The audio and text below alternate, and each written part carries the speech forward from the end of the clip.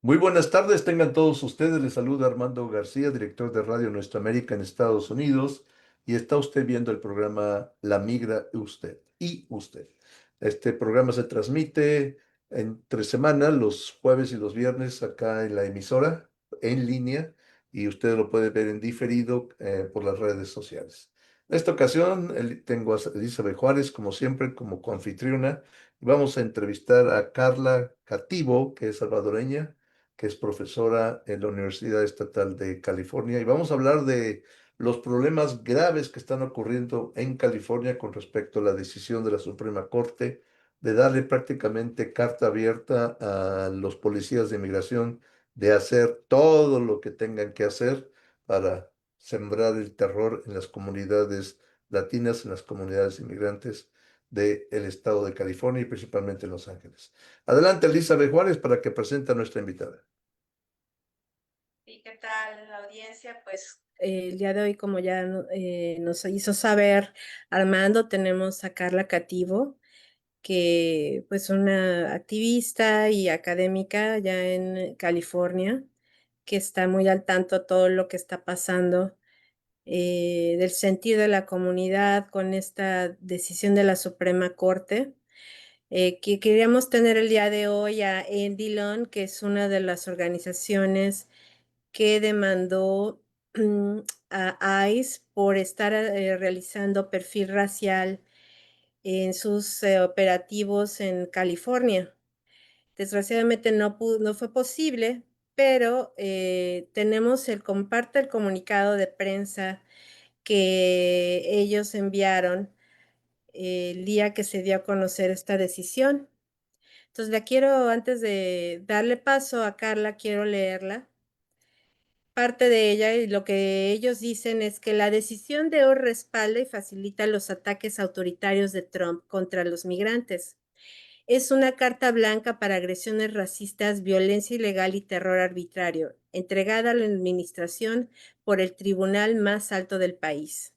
En lugar de defender los derechos constitucionales fundamentales contra arrestos falsos y perfiles raciales, tal y como los tribunales inferiores han intentado hacer de forma constante, la mayoría MAGA del Tribunal Supremo hoy valida la creencia persistente de que Trump puede hacer, como él mismo diría, lo que quiera. ¿Cuál es tu reacción a este comunicado, Carla, y a la decisión de la Suprema Corte? Hola, buenas tardes.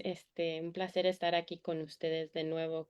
Creo que lo que está sucediendo ahorita y como se lo he estado explicando a mis estudiantes es que estamos viviendo un momento donde el perfilar a personas por su apariencia física se ha prácticamente legalizado. Entonces existe un temor, ¿verdad?, de cómo eso puede afectar a personas que tienen residencia permanente, que tienen ciudadanía, ¿verdad? Ahora sí siento que la gente está como más alerta, abriendo los ojos un poco más, porque la decisión que se tomó no solo afecta a personas indocumentadas, pero sí afecta a toda la comunidad. Creo que la cláusula más significante sobre lo que se decidió hace 2 días es el que se puede perfilar a las personas, ¿verdad? Y a mí lo que me llama mucho la atención es que esto fue, am, este fallo se hizo a base de que Trump pidió que se hiciera porque había una emergencia, como que están entrando por los millones a California, personas indocumentadas. Él siempre hace ver todo como que nuestra vida depende de eso, ¿verdad? De que es un gran problema y creo que para mí eso también marca lo violento que es, lo violenta que es la administración hacia las personas latinas, hispanas en este país. También vale mencionar que creo que ayer o antier se terminó el TPS para los nicaragüenses y hondureños. Entonces, eso también demuestra cómo aquí se está haciendo todo lo posible por por sacar a personas que sean latinas o hispanas, ¿verdad? De cualquier manera, terminar las peticiones de visa, etcétera. Así es. Sí, nada más ahí, yo lo verifiqué también porque eso era lo que se estaba diciendo en las redes, que el día de ayer se terminaba el TPS para estas dos demografías, pero afortunadamente tienen una pausa para esta terminación por 60 días más, entonces entraría en vigor la terminación en noviembre. eh, pero pues bueno, realmente yo no lo veo con posibilidades de que continúe, ¿no? Por desgracia. Esto solamente pues es una prórroga. Y sobre lo que decías, es bien, bien importante que la gente ahora tiene tanto miedo de que pues lo que se está diciendo en redes es que las personas que son ciudadanas y de por sí ya muchos residentes lo estaban haciendo, ahora tienen muchísima más preocupación de estar cargando sus documentos en todo momento debido a esta decisión. ¿Tú qué opinas, Armando? Pues la situación está difícil porque inclusive aunque uno cargue sus documentos, el pasaporte o la tarjeta verde o cualquier otro permiso que tenga para estar legal en el país emitido por las autoridades federales, los agentes, los agentes dicen que son falsos. Se hay mucho que te llegan a detener y traen, no soy ciudadano, le hablas en inglés, pero como si aunque hables el inglés perfecto, aunque lo hables, aunque seas nacido aquí, hay cierto acentito por ahí que se queda que no es comparable con los acentitos de los que hablan de los agentes. Entonces ya con eso te pueden decir, ese pasaporte es falso, esta green card o esta tarjeta verde es falsa. Entonces, inclusive aunque sigamos nosotros empujando que todos traigan su tarjeta de sus derechos, muchas veces ni siquiera les vale, ahorita sí les vale a estos agentes que traigas todo lo que tú dices que es legal o no legal. Te van a decir que es falso.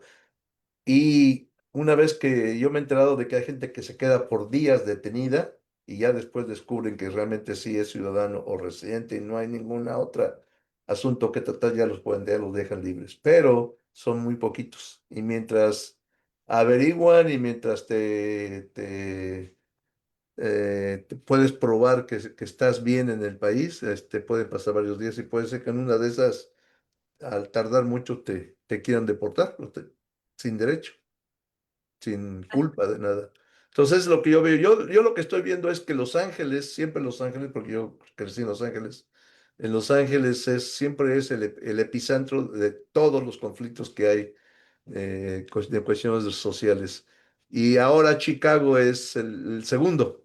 Entonces ya, inclusive en Chicago, que está aquí cerca de donde estoy yo, ya prácticamente el gobierno mismo y los líderes comunitarios están sintiendo que el mismo Donald Trump está declarando la guerra hacia un estado de su propio país. Y eso es lo que está pasando. O sea, ya primero fue Los Ángeles, acá y ahora para asegurar Los Ángeles, pues ahora ya tienen la carta abierta por parte de la Suprema Corte de que pueden hacer lo que gusten, aunque disfrazadamente pueden decir que no pueden detener a nadie por su aspecto, por su acento o por su origen étnico. Pero eso nada más es como para decir, no vamos a hacer eso, sino vamos a hacer todo lo demás. Pero uno ya sabe por la experiencia cómo se van a comportar estos agentes una vez que lleguen de nuevo con mayor fuerza en Los Ángeles. Esa es mi opinión. Sí, porque bueno, eso también es una pregunta que yo no pude resolver el día de ayer cuando estaba revisando todos los pronunciamientos y artículos sobre este suceso. A mí no me queda claro si esto es algo que solamente aplica para California, aunque sabemos que está pasando en el resto del país, ¿no? Porque pues se demandó para darle fin amparándose con la cuarta enmienda y la decimocuarta enmienda, y sin embargo, pues la decisión de la Suprema Corte, pues es anticonstitucional, ¿no? Eso es lo que hay que decir y pues realmente está sentando un precedente muy peligroso que siempre me gusta recalcar, ¿no? Que las personas que nos vean, que tengan papeles o que puedan llegar a ser ciudadanas, también deberían de estar preocupados porque pues se abre la puerta con esta decisión a que cualquier persona, a pesar de que tenga o no documentos, incluso que sea blanca, pueda ser arrestada sin razón, ¿no? O que puedan sufrir un cateo en su propiedad o en sus negocios sin razón, únicamente por su alineación política, ¿no? Ujú. Entonces, eso es algo bien, bien peligroso. Quiero comentarles ahora lo que dijo Kavanaugh en su decisión, eh, que se me hace pues realmente tremendo, ¿no? Que esta sea la razón que le esté dando, ¿no? Él dice que hay que permitir que ICE actúe aplicando su experiencia y estimó que el daño que se le está haciendo a la gente, incluida la ciudadanía, es moderado. Entonces, pues esto es tremendo, ¿no? Porque vamos a suponer que una persona sea arrestada siendo ciudadana, sea residente o incluso la gente indocumentada, ¿no? O la gente que está en proceso de asilo. Y pues en muchos casos están poniendo en riesgo la salud de las personas, en riesgo que pierdan sus trabajos, en riesgo que la seguridad de sus hijos e hijas, porque los dejen sin la persona a la que está a cargo de su cuidado. Y pues aquí tenemos, eso ya lo había comentado antes, un caso de una persona que fue arrestada siendo peticionaria de asilo y que había sufrido hace pocos meses un derrame cerebral y aún así estuvo bajo detención a pesar de que tenía esa persona muchas pruebas para demostrar que sí es perseguida política del gobierno de Venezuela y estuvo bajo detención en ese estado tan, tan grave de salud, ¿no? Entonces, pues por eso es que es indignante que Kavanaugh esté diciendo que el daño que se le hace a la gente, incluida la ciudadanía, es moderado, ¿no? Entonces ahí estamos viendo que lo que siempre se ha dicho es de que hay ciudadanos de primera y segunda clase, pues es más que evidente. ¿Qué opinas, Carla? Creo que esto es histórico también. Regresamos a la historia de este país. No es la Ujú. primera vez que vemos esto. Ha sucedido en diferentes etapas, desde la época de los braceros hacia los años 80 con la gran inmigración, ola de migración de Centroamérica por las guerras civiles. También el caso de los cubanos, pero ese es un poco distinto. Creo que eso se agravó más para ellos en los 80 con la venida de los Marielitos, en los 90 también, cuando se firmaron los acuerdos del Tratado de Libre Comercio, trataron de tener mucho migración. ¿Por qué? Porque la mano de obra barata valía más para ellos bajo estas circunstancias en nuestros países de origen. Y pues después en el 2001, ¿verdad? Con las Torres Gemelas, otra situación bien complicada y pues venimos a este momento, ¿verdad? Que siento que ahora sí lo que están tratando de hacer es de utilizar más las cárceles, porque algo que sí se sabe públicamente con personas que estudian esta situación es que las cárceles ahorita son como el motivo de esta gran persecución que se está haciendo porque es manera de incrementar el capital de, de esta élite que está manejando todo el sistema actualmente. Eso es lo que estamos viendo. Los políticos simplemente están trabajando para lo que está buscando esta élite, proteger su dinero. Yo lo que le digo a los estudiantes es que estamos en una fase donde el capitalismo está como en su última fase, dando sus últimas patadas, porque incluso vemos cómo se han firmado acuerdos con otros países para permitir la fácil deportación de entidades que no son de esos países, pero los mandan, ¿verdad?, a las cárceles de esos países, porque los propietarios de esas cárceles son personas de acá, de mucho dinero. Entonces, eso es lo que se está viendo ahorita y obvio que van a utilizar a una entidad muy frágil como lo es la comunidad latinoamericana, porque aquí en este país, obvio que hay mucha gente indocumentada y eso ya le da eh, paso abierto al país para hacer lo que ellos quieran con estas personas. No van a tocar a todos. Yo sí tengo el entendimiento que hay comunidades de preferencia, ¿verdad? Obvio que si es una persona que apoya a este país, al liderazgo de este país, a Donald Trump, por decir, es más probable que esté protegida que una persona que está en la calle actualmente tratando de ayudar a los indocumentados, ¿verdad? Aún siendo ciudadano puede ser arrestado.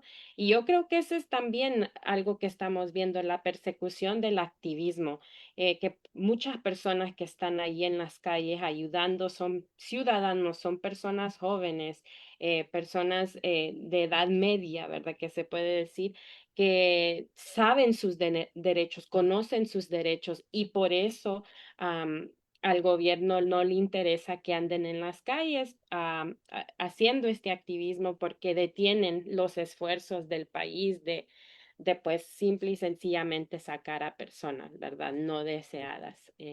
Y esa es la lógica que estoy aprendiendo de todo esto, de lo que está sucediendo. Eh, m- Muchos estudiantes que tengo yo son de primer, segundo año y no tenía ni idea de lo que está sucediendo. También eso es lo que el gobierno quiere, que la gente no sepa nada de lo que es el racismo, de lo que es discriminación, de esta historia que hemos vivido en este país.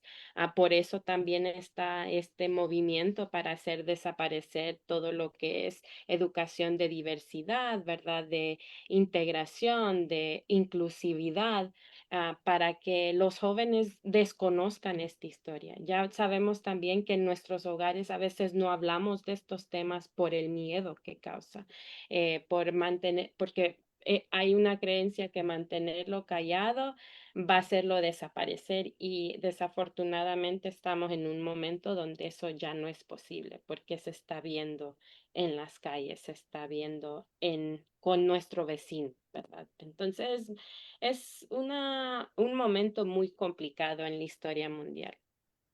Sí, yo pienso que también para muchas personas está siendo un despertar muy rudo, porque yo he conversado con algunos activistas proinmigrantes y aún estando esas personas en contacto directo con la comunidad todo el tiempo, yo veía que había una negación acerca de la existencia del racismo contra las personas de nuestros países. No quiero decir hispanos porque hay toda una controversia sobre cómo nos debemos denominar, pero la gente de nuestros orígenes y a mí eso me llamaba mucho la atención, de que ese tipo de personas no quisieran reconocer eso. Y también me llamaba mucho la atención por años y años que ni siquiera hubiera una conversación abierta sobre el racismo entre pues la segunda generación, ¿no? De personas que habían ya nacido de padres y madres migrantes en el país y que tampoco lo estaban hablando mucho. Obviamente quien ha sido el líder de esa conversación ha sido la comunidad afrodescendiente, pero yo creo que hasta cierto punto la conversación sobre el racismo era un tabú en nuestra comunidad, ¿no? Entonces, creo que ahora esto está forzando de alguna manera que nuestras comunidades de color y también la gente blanca, que tampoco hablaba sobre esto, mucho sobre la discriminación contra las personas de nuestro origen, ahora ya lo estén viendo claramente, ¿no?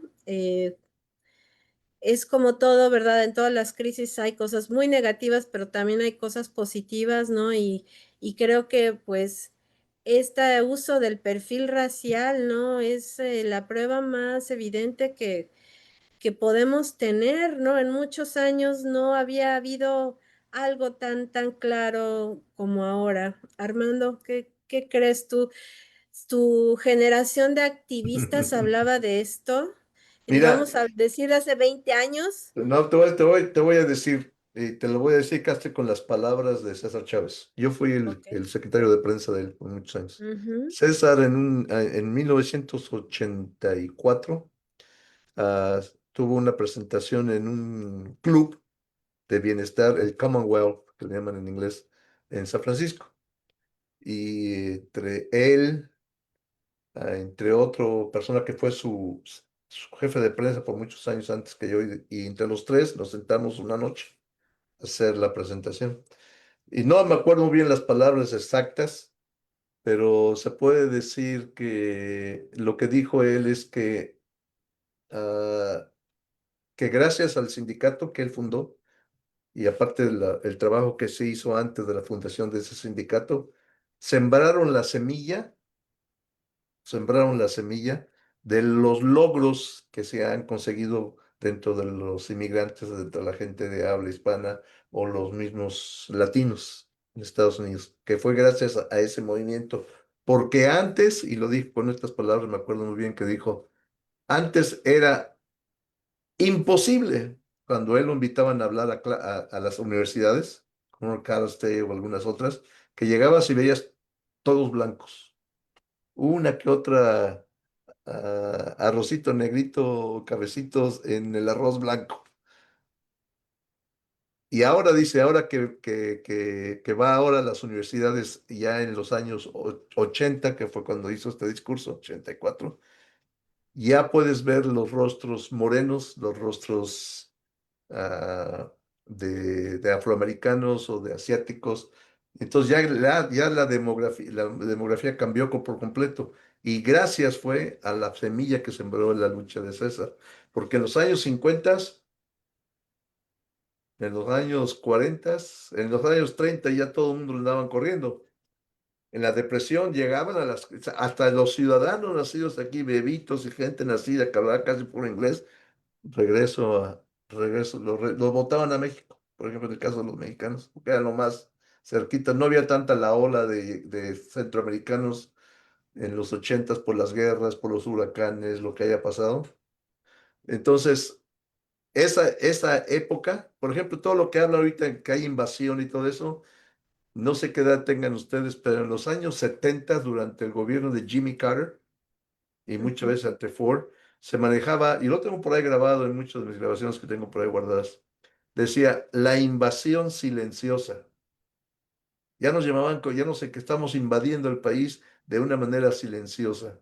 Y había que erradicar todo eso. Y eso fue en los años 70. ¿Hace cuántos? ¿50 años?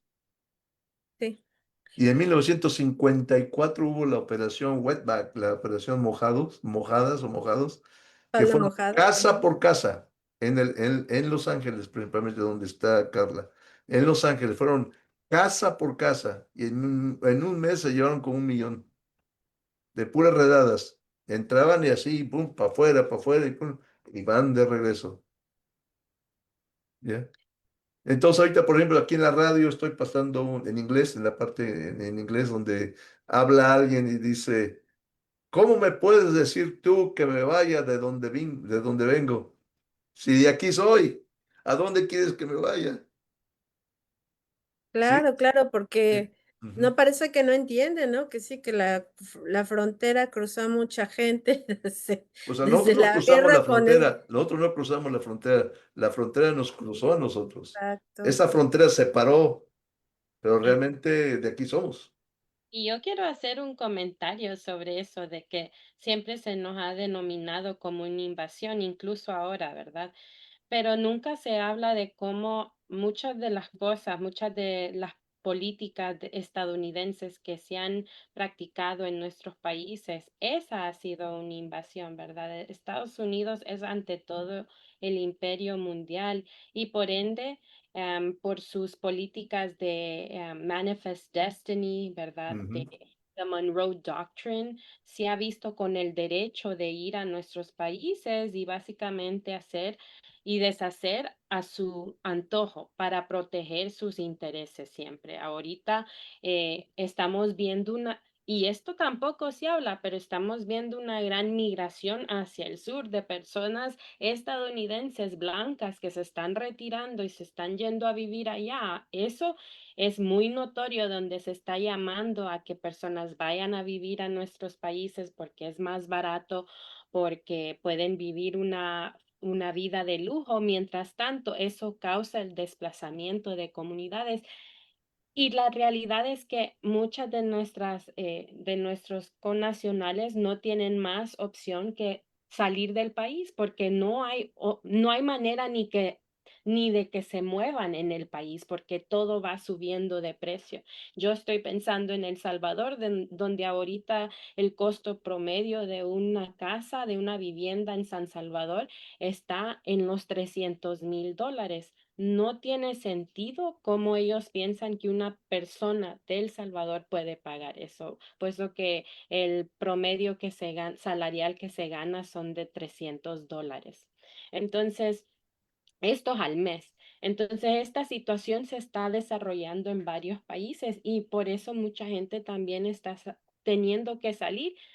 ¿Y qué es lo único que queda? Estados Unidos, porque es lo más cercano y es el lugar donde la mayoría de gente tiene sus conocidos, ¿verdad? Sus familiares desde ya muchos años. Entonces, yo para mí se tiene que hablar mucho de eso también dentro de nuestros hogares, dentro de nuestra comunidad, hacer ver a la juventud que no es, no, uno no tiene que sentir vergüenza de sus raíces, más bien explorarlas más para entender por qué estos países que se les dicen del tercer mundo han llegado a hacer eso, ¿verdad? Eh, Cómo realmente se tuvo que ir la gente de sus países por esta situación tan ujú. deshumanizante incluso, ¿verdad? Yo Sí, quiero comentar, pero yo quiero comentar algo ahorita que se me vino la idea, es cosas que yo he hablado en otras partes hace mucho tiempo. Lo que pasa es que mucha gente que vino, digamos, en los ochentas, en los noventas, quizá la vida que empezaron a tener en Estados Unidos y que la continuaron era mucho mejor que la que venían desde que estaban en sus países. Pero hay una cosa, que hay un desconocimiento de que esas cosas buenas que tuvieron a la gente que llegó entre los 80 y los 90 y los primeros años del siglo XXI, no saben de dónde, cómo se logró lo que tuvieron. Porque hubo una lucha anterior en los años 40, 50, 60, que la situación que estamos viviendo ahora era peor.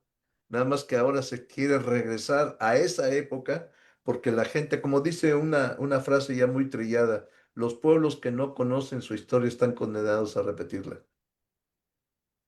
Entonces, sí. si la gente que está y que llegó en los ochentas, en los noventas y a principios del siglo XXI, desconocen de dónde, cómo se luchó para conseguir lo que tienen en Estados Unidos y están muy cómodos, y entonces es un desconocimiento total de la lucha que se ha desarrollado por los inmigrantes e hijos de los inmigrantes de las generaciones anteriores, de las décadas anteriores antes de que llegaran.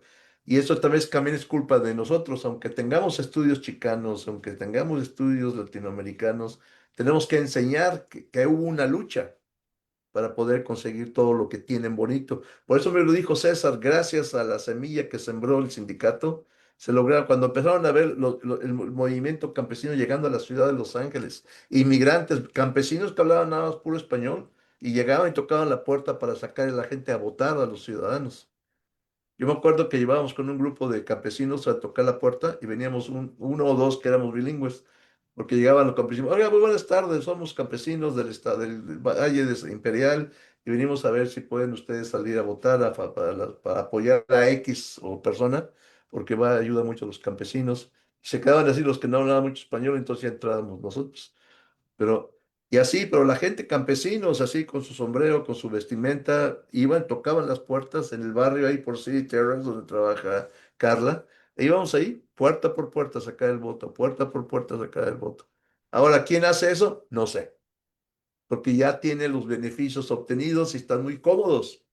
Yo, por ejemplo, yo decía, una crítica que yo decía que cuando estaban los militantes fuertes en la lucha por los derechos civiles de los inmigrantes, de los latinos, una vez conseguido, consiguieron sus grants y ahora ya son militantes de escritorio. No, pero también se ha perdido mucha confianza en el Partido Demócrata por Oh, parte sí, de también es otra. nuestras comunidades y también a la segunda generación de familias migrantes. Pues eso está demostrado con estadísticas. Votan más por mejorar su economía, ya no les interesa el tema migrante, ¿no? Porque volvemos a lo que había platicado, ¿no? No reconocen que existe el racismo, ¿no? Entonces, si lo reconocieran, pues dirían, pues necesitamos reforzar más nuestra representación en el Congreso, necesitamos entrar a la política desde diferentes espacios, desde el activismo a nivel local, ¿no? Pero como no existe esa educación política, finalmente no eso es lo que falta, ¿no? Pero y la educación en general, ¿no? Es muy baja en nuestras comunidades, pues eso afecta, ¿no? Esa es la razón, ¿no? Por lo que estás comentando, ¿no? Pero quiero retomar lo que decía Carla, Ujú, porque se me hace bien interesante que teníamos una conversación sobre gentrificación con gente en la Ciudad de México, de donde yo soy y que es una de las ciudades que ahorita está siendo más gentrificadas por las personas de origen estadounidense o en Tulum, ahora ya hay europeos de distintos países, ¿no? Ya se volvió un destino para los influencers de diferentes países de Europa, ¿no? Y lo que dicen los locales que están echando a perder el paraíso, ¿no? Pero bueno, independientemente de que sea eso cierto o no, eh, estaban hablando de cuál, bueno, yo quise hablar en ese momento sobre qué sí es violencia y qué no, porque lo estaban comparando la gentrificación con la ocupación. Estaban hablando de que es como lo que está pasando en Gaza, ¿no? Porque finalmente, pues, es un desplazamiento lo que pasa en Gaza de la gente de forma violenta para ocupar sus territorios. Y lo que estamos viendo en nuestros países por medio de la gentrificación es violencia económica para desplazar a la gente, ¿no? Sin embargo, yo considero que lo que ha pasado aquí, por eso es que no estoy de acuerdo con la gente que afirma que son invasiones. Yo creo que también todas las invasiones son violentas, mientras que la migración es pacífica, ¿no? ujú, Entonces, eh, esa es una forma velada, creo, de criminalizarnos, a decir que estamos invadiendo, ¿no? Ocupando un lugar que no nos corresponde, cuando en realidad, ¿no? Ahora ya hay estudios súper avanzados de genética, ahora ya tienen un mapa de todas las migraciones de la humanidad por todo el globo terráqueo, que es una maravilla de verlo, porque hay tantas líneas que se puede ver, ¿no? Que saliendo de África dieron muchas vueltas por muchos países, por muchos territorios, y definitivamente pues ahora ya está probado, ¿no? De que pues obviamente nuestros pueblos eh, somos los originarios del continente porque llegamos aquí, están todos los restos de ADN de nuestros ancestros a lo largo de Norteamérica para ir llegando hasta Centroamérica, ¿no? O América del Norte, que es México, ¿no? Y hasta el cono sur, ¿no? Entonces, ¿cómo nos pueden decir que estamos invadiendo si tenemos aquí miles de años, ¿no? Comparación a el tiempo que llevan aquí las personas blancas, ¿no? Y que no ha sido, siempre ha habido lucha por los territorios, ¿no? Desde la prehistoria, me imagino. Eh, pero pues obviamente este es un discurso que pues, como dice Carla, ¿no? Todo se habla sobre el destino manifiesto, ¿no? De que ellos tienen que venir aquí para levantar estos territorios como si nosotros fuéramos personas problemáticas que tienen que ser eliminadas porque el destino de la gente que llegó aquí, los colonizadores estadounidenses, es enaltecer todo el continente, ¿no? Como si no hubiera nada dentro de nuestras culturas y nuestros orígenes que fuera digno, ¿no? Entonces, pues, hablando de esto, pero volviendo al tema de la Suprema Corte, a mí me llamó mucho la atención ponerme a leer que una de estas enmiendas que pues ahora está pisoteando la Suprema Corte con esta decisión, pues viene desde la época de la emancipación de las colonias eh, que querían, pues obviamente, sacar a la monarquía inglesa. La cuarta enmienda se creó para evitar que hubiera cateos y que hubiera arrestos arbitrarios, ¿no? Como están habiendo ahora. Y eso era para tratar de defenderse de atropellos como lo que estamos viviendo, pero por parte de la monarquía inglesa. Entonces, imagínense, ¿no? Que ahora con tal de atacarnos a nosotros, están pisoteando, anulando algo que crearon desde que nació este país, con su historia moderna, eh, para combatir el colonialismo, porque había prácticas abusivas de registro e incautación por parte del gobierno británico. Se habla mucho aquí en Estados Unidos sobre el principio de que la casa de cada hombre es su castillo, pero eso tiene orígenes en Gran Bretaña y es un pilar del derecho inglés, que esa era una costumbre que existía, ¿no? Desde hace quién sabe cuántos siglos, que se ya hablaba de que la casa de cada hombre es su castillo. Y ahora, pues ya no podemos hablar de eso, ¿no? Porque con esta decisión, aunque sea temporal de la Suprema Corte, pues le están abriendo la puerta a que las fuerzas policíacas y ICE irrumpan en nuestros hogares. Y ya no tenemos esta defensa de que nosotros somos los amos y amas de nuestros castillos. ¿Qué opinas, Carla?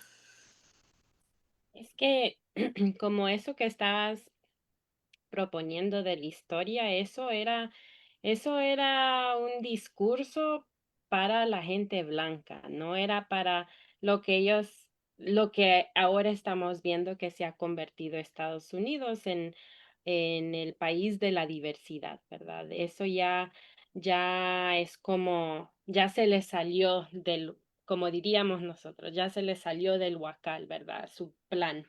Y entonces a ellos, yo creo que lo que los está moviendo actualmente es un temor de perder el poder, de que realmente está creciendo el poder dentro de la comunidad latina, latino, chicana, hispano, pues sí, hay muchas maneras de verlo, ¿verdad? Entonces, este, creo que es por eso que han estado levantando políticas y no solo en contra de los latinoamericanos, pero también ya vimos lo que pasó con la comunidad árabe.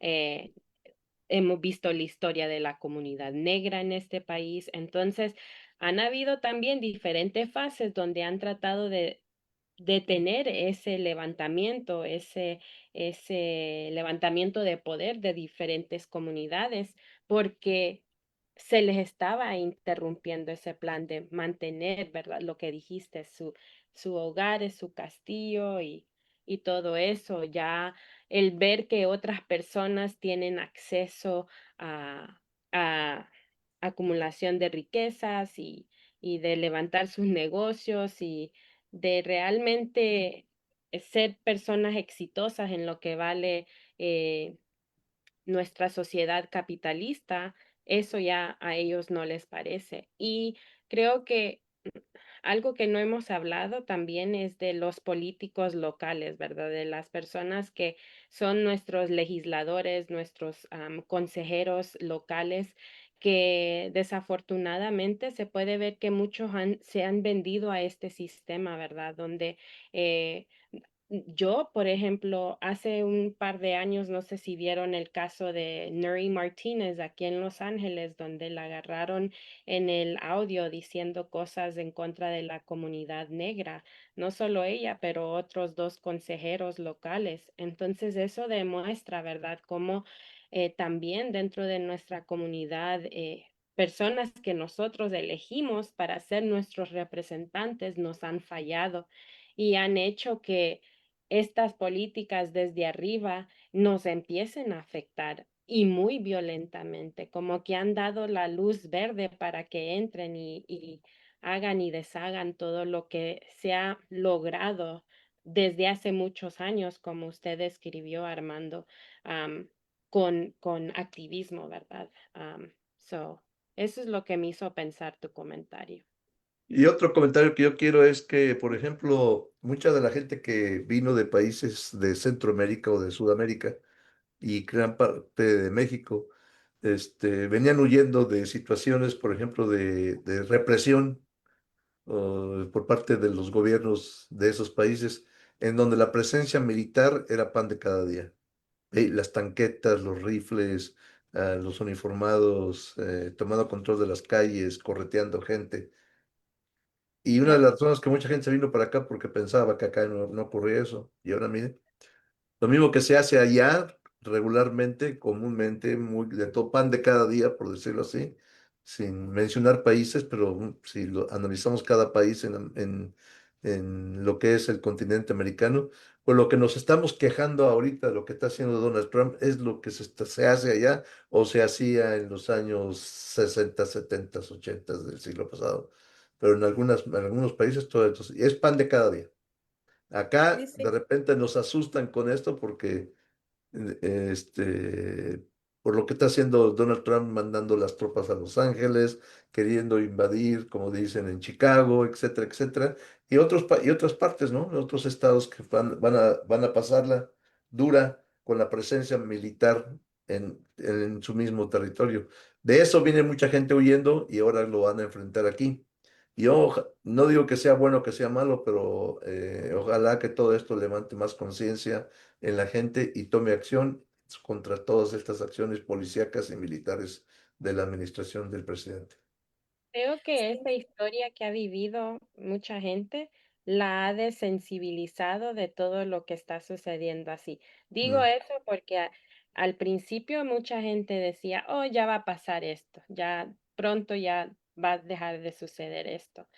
Ahora, hace unos días recibí un texto de una conocida. Me dice, ¿qué puedo hacer, Carla? ¿Cómo me protejo? ¿Qué hago? ¿Verdad? Ahora están viendo la situación más seria, pero vienen desensibilizados porque ya han visto eso en nuestros países de origen. Y ujú. también vale mencionar que eso de de las milicias en nuestros países ha sido también maquinaria de Estados Unidos, ¿verdad? Pues Ellos son entrenados por parte de Estados Unidos. O sea, en Panamá tenía la escuela de la Universidad de las Américas. en De Honduras ahí, tienen aún una en base Honduras. militar. Ujú, Sí, ahorita me estaba acordando mientras que estaban hablando de un caso que leí de una de las personas que fue deportada sin motivo. No recuerdo si esta persona era residente, permanente o ciudadano, Desgraciadamente ya estamos en un momento que ya no importa porque ahora todo el mundo lo están atacando. Pero él decía, yo me vine aquí a Estados Unidos huyendo de la dictadura de Pinochet. En Y Chile. nunca me imaginé que iba yo ahora a ser perseguido por otra razón diferente, que es mi color de piel, ¿no? Y yo creo que esos testimonios para mí son dolorosos, ¿no? Escuchar que personas ya pasaron tanto cuando pues hubo ahí un exterminio de gente de izquierda en Chile y que por eso ahí en el Estadio Nacional, ¿no? Que es una historia tremenda de ese país, ¿no? Y de otras dictaduras del sur, y que ahora tenga esa persona que vivir nuevamente algo parecido, ¿no? Porque como bien dijo Carla y Armando, las personas de nuestros orígenes no nos hemos activado políticamente, ¿no? No nos hemos involucrado, ¿no? Eh, Perdón, ahorita que hablaste de Chile, mañana se cumplen 52 años del golpe de Estado. es el 11 de septiembre, sí es Sí, cierto. ya, ujú. Sí, y también hablando aquí con una persona en Austin, me dijo, es que yo todo lo que estoy viendo que está haciendo Donald Trump, yo ya lo vi que lo hizo el gobierno de Maduro y por eso nos venimos aquí, ¿no? Pero lo decía así con una manera de que por favor escúchenme, de que lo que está sucediendo ahora aquí es gravísimo. Podemos terminar, ¿no? No me lo dijo así textualmente, pero eso fue lo que yo entendí, ¿no? Que esto sirva de una alerta de que podemos terminar tan mal como está ahora Venezuela si no hacemos algo, ¿no? Eh, y esa creo que son las voces que deberíamos de estar amplificando para que principalmente las personas blancas que sí tienen el poder político, que tienen redes de activismo mucho más poderosas que nosotros, pues se dieran cuenta, ¿no? Porque pues ya lo hemos dicho muchas veces, no hay una movilización suficiente ni siquiera entre las personas blancas, en mi opinión. Eh, entonces, pues creo que hay mucho que desempacar sobre esta cuestión de la Suprema Corte, ¿no? Porque también todo el mundo tendría que estar preocupado de que la cuarta y la decimocuarta enmienda estén ahorita, pues prácticamente siendo anuladas para las personas de nuestros orígenes. ¿Tienes algún comentario, Carla? Claro, sí, yo pienso que en mi trabajo, por eso yo siempre propongo que se cuenten historias, que escuchemos las historias de incluso de las personas que viven con nosotros, de nuestros abuelos, de nuestros papás, porque en ellos encontramos muchos conocimientos que no aprendemos dentro de estos libros, ¿verdad? Muchos de los libros que, que nos, am, que nos asignan en la escuela son escritos por personas blancas, por personas europeas que cuentan una narrativa, pero no la historia desde el hogar, desde cómo comprende la gente su situación. Y creo que eso es muy importante conocerlo, porque desde ese punto podemos empezar a desempacar por qué la gente piensa de la manera que piensa. Yo, por ejemplo, como salvadoreña, también estoy viendo la situación muy complicada bajo el mandato de Bukele, pero en los medios de comunicación aquí y en otras partes del mundo lo alaban como un gran líder, pero no hablan del gran abuso a los derechos humanos que se está dando en El Salvador. Entonces, todos tenemos una creencia desde las historias, pero oyendo todo se puede empezar a desempacar, a descifrar qué es lo que realmente está sucediendo. Yo en lo personal siempre vuelvo al punto de que vivimos bajo un sistema capitalista, hay intereses de dinero entre diversas comunidades y eso es lo que complica la situación de nuestra gente, de nuestros pueblos, que al final al final de cuentas, si vamos a verlo como que estamos regresando a un pasado, el pasado que ellos buscan, al que ellos buscan regresar es un pasado de esclavitud, ¿verdad? Un pasado de que simplemente seamos los peones de las personas con el poder. Y hemos llegado a un punto de la historia donde es posible, porque si realmente hablamos del 1% que tiene toda la riqueza mundial, allí se puede desempacar mucho y por qué estamos viendo las situaciones que se están desenvolviendo a nivel global. Yeah. Sí, Oh, porque vemos a Elon Musk, perdón, Armando, y pues él únicamente, él es pro inmigrante, pero de ciertos grupos, ¿no? Que son, serían inmigrantes que tienen mucha educación, ¿no? Entonces, también eso es una forma de aparofobia, ¿no? De rechazo a la gente pobre, porque no en todos los países hay acceso a la educación superior, ¿no? A los posgrados, ¿no? Pero esa es la única razón por la que él es proinmigrante, porque ve a esas personas como una forma de enriquecerse, ¿no? Mientras que el resto de los migrantes no le interesa, ¿no? Pero también ahorita lo que estaba diciendo sobre Bukele quería decir que sí hay muchas cosas que tienen en común Donald Trump y él, ¿no? Que es hacer esta limpieza de ciertos grupos desfavorecidos, y además de crear, pues aquí yo he escuchado ese término en inglés, de que esta es una nación prisión. Y yeah. creo que también en El Salvador podríamos hablar de eso, ¿no? Porque se habla mucho de que pacificó, de que acabó con el crimen, pero ¿con qué costo, no? Que es el costo de haber encarcelado a muchas personas sin juicio, sin pruebas, que es lo mismo que está haciendo Donald Trump, ¿no? Y como dices tú, aparte por lucro. Y regresando a los años 90 en Los Ángeles o a los años 90 bajo Bill Clinton, es lo mismo que sucedió porque las maras son algo de Los Ángeles, ¿verdad? Comenzaron en Los Ángeles, Sí se es. transportaron bajo deportación, Deportados, sí. Ujú. Yeah. deportados, entonces Pues este, era la pelea con los de la calle 13 con la de la calle 18. Por eso se llama, ¿cómo le llaman? Las MS, ¿qué? ¿Cómo se llaman? MS, Maras ms Altas trece 13, porque eran de la calle 13 en Los Ángeles, peleándose con los chicanos de la 18. sí, Yeah. y también lo que quería decir es que en los años 90 Los Ángeles era así, había sido altamente militarizado por lo mismo, ¿verdad? Donde en esos momentos uno pierde derechos como si persona civil, pero desconoce eso. Entonces también sucedía, ¿verdad? Esto de perfilar a las personas por su raza, si eras latino, si andabas en la calle, si andabas los pantalones bien sueltos, entonces eras marero y por ende te arrestaban. Lo mismo estamos viendo ahora, ¿verdad? Y pues lo que ha sucedido en El Salvador, muchos incluso en El Salvador y aquí dicen que lo que está haciendo Donald Trump es seguir el ejemplo de Nayib Bukele.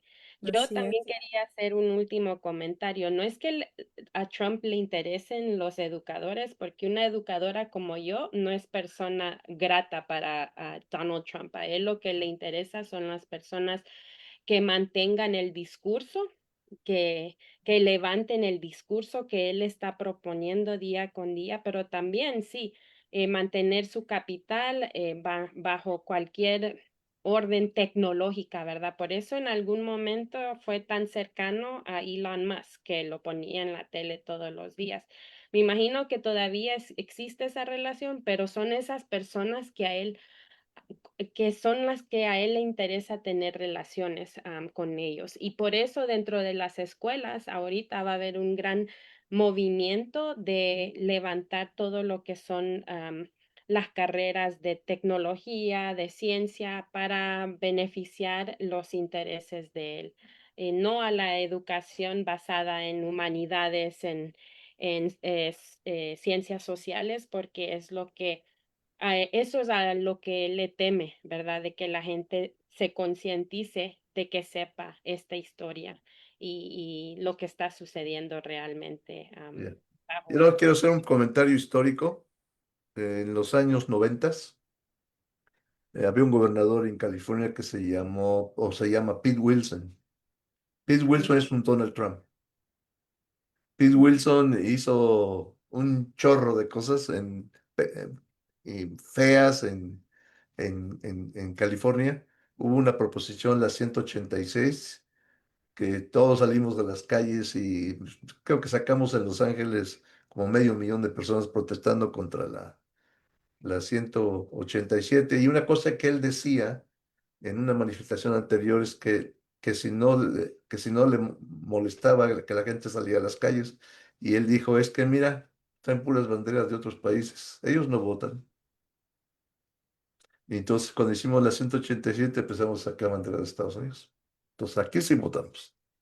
Esa es una de las tácticas. Pero él lo que hizo logró que muchos, no quiero mencionar la que son los malos o no, pero mucha gente que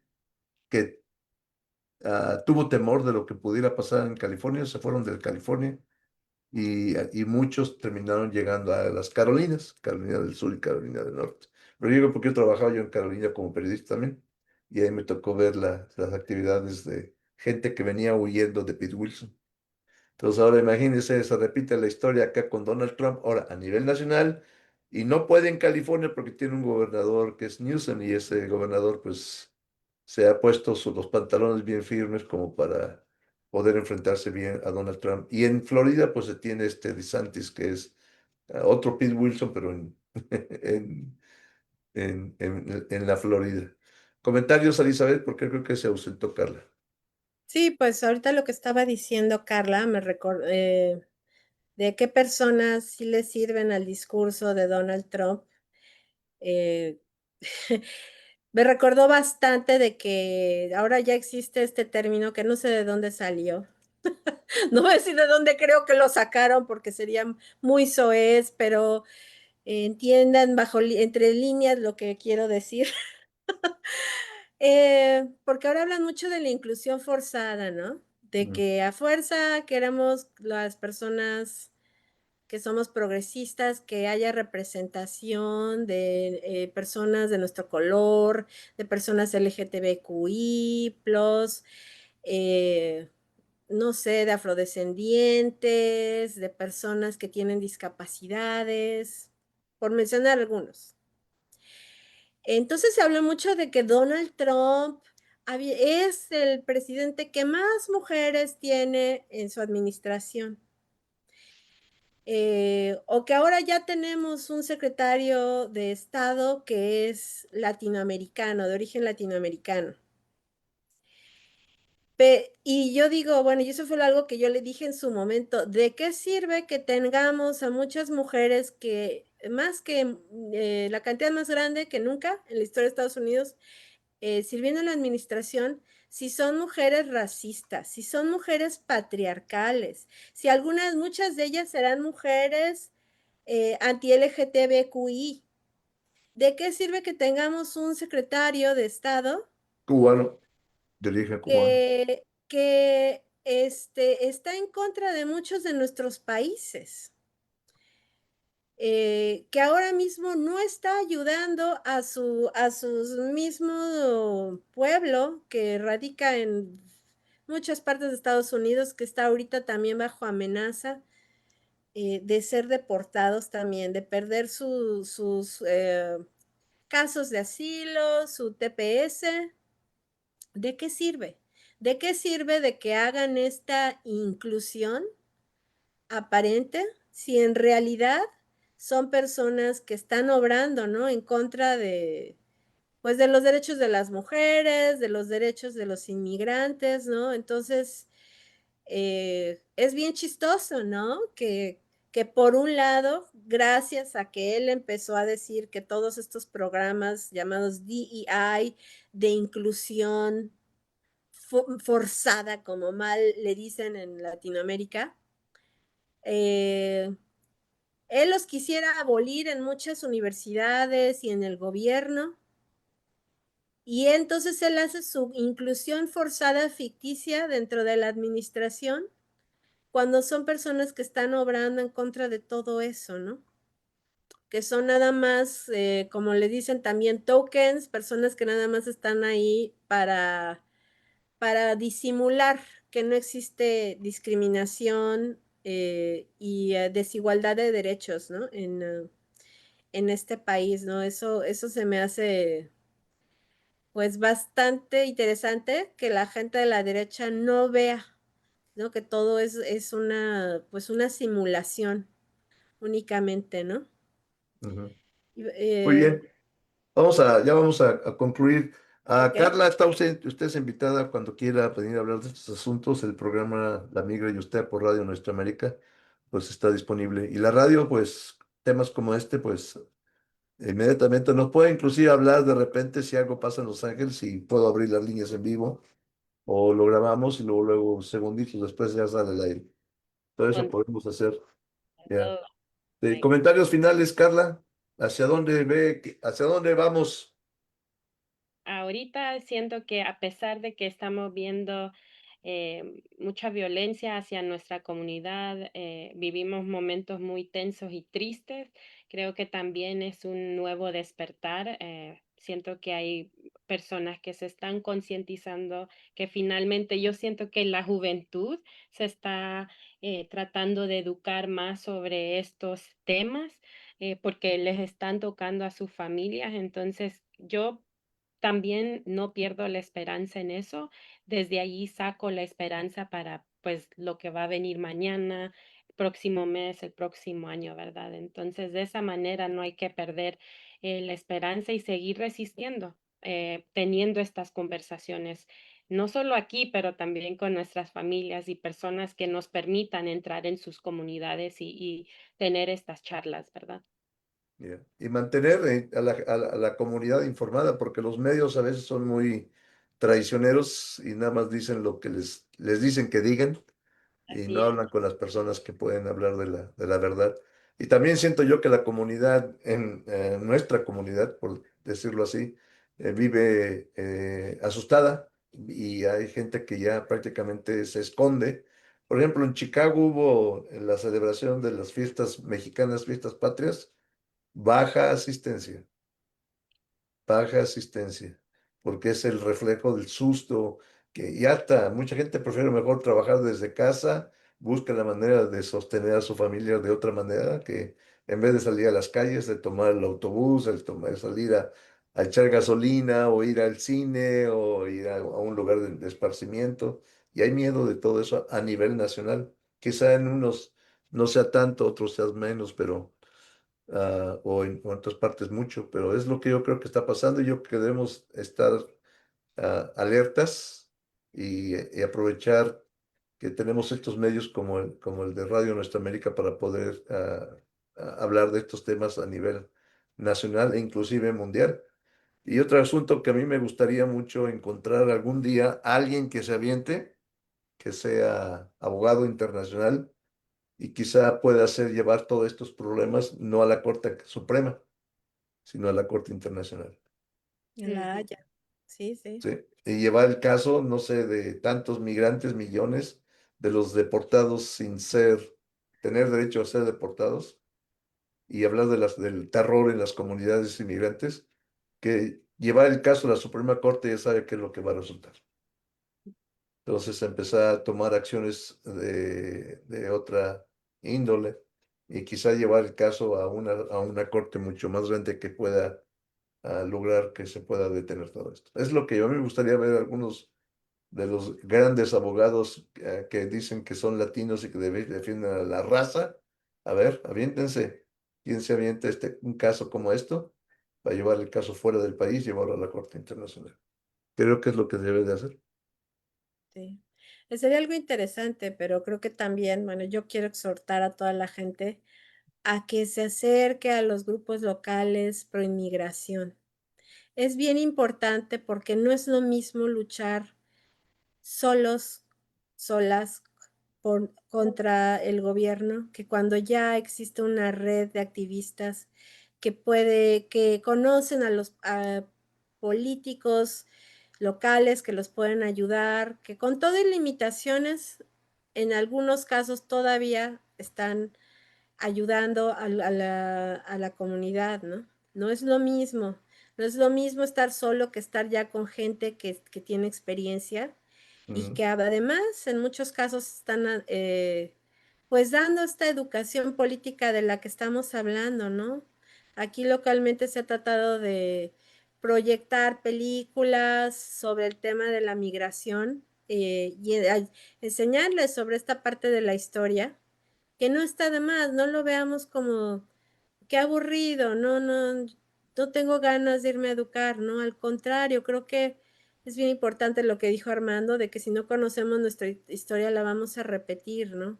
Entonces yo creo que eso es lo que tendría que pasar si salimos todos bien librados de, o la mayoría de este ataque contra nuestras comunidades, es que ahora sí ya nos blindemos por medio de la ley, ¿no? Porque no podemos ya dejar que haya una repetición de esto dentro de 20, 30, 40 años. Ya esto tiene que ser el principio del fin. Si nosotros no nos levantamos, nosotros y nosotras no nos levantamos a combatir el racismo de manera política, esto es lo que le va a pasar a nuestros nietos. Y no podemos permitirlo nuevamente, que nos bien. sirva de algo la experiencia. Muy bien, pues ya con eso lo cerramos ahí. Gracias, Carla. Es un placer haberla tenido acá en este programa de La Migra y Usted. Ah, y esperemos que pronto regrese y traigamos noticias buenas y malas. Claro. Y la gente tiene que mantenerse informada. Muchas gracias, Carla. Gracias, Elizabeth. Gracias, Armando. Y Gracias está usted a viendo el Carla programa La también. Migra y Usted en las redes sociales y también lo pueden ver en diferido, escuchar más bien en diferido en Radio Nuestra América los jueves y los viernes. Muchas gracias a todos. Escríbanos a La Migra y Usted @yahoo.com. Repito, La Migra y Usted @yahoo.com con sus comentarios o preguntas. Hasta pronto, que les vaya bien. Felicidades a todos.